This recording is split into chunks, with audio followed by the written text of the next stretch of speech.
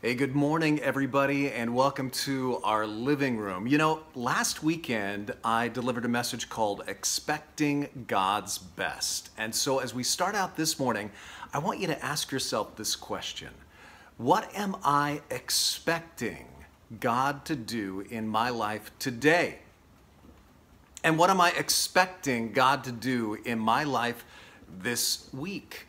What am I expecting? Am I even living with any sort of expectation? Just think about that for a minute as we look at a couple of scriptures. First, in Matthew 9:29, two blind men come up to Jesus and say, "Heal us." And Jesus asks them both a very interesting question.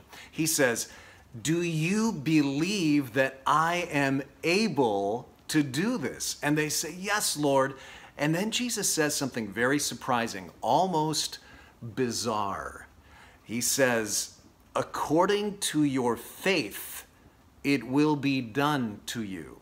Now hang on to that thought in just a second. In Matthew chapter 13, just a few chapters later, the opposite happens. Jesus goes back to his own hometown, and it says this: "He did not do many miracles there because of their lack of faith." I believe those two stories are in the Bible so that you will ask the obvious question, which one am I? Which one of those people am I?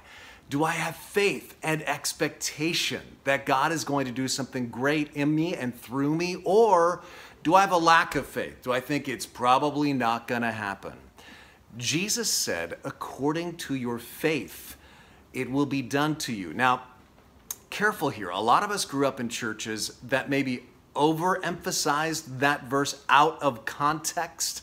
And because of that, some others of us grew in churches where these verses were all but ignored because we had heard other people twist the verses to mean, name it and claim it. If you believe it, you will receive it. And you thought to yourself, well, I don't think I believe that.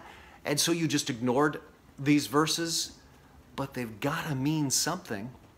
And if you look at them without any baggage, just in context, what they clearly are teaching is that God can work in our lives, but to some degree, his work in our lives is hampered or helped by our faith, by our level of expectation.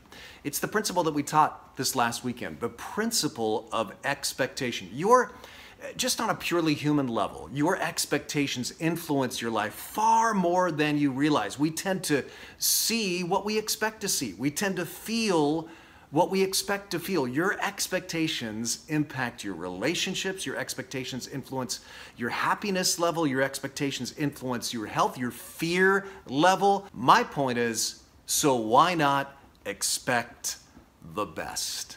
Can you go through your life today expecting God will work, expecting God will give you opportunities to minister, expecting God will teach you things? You do that, and I know you today are going to have a great day.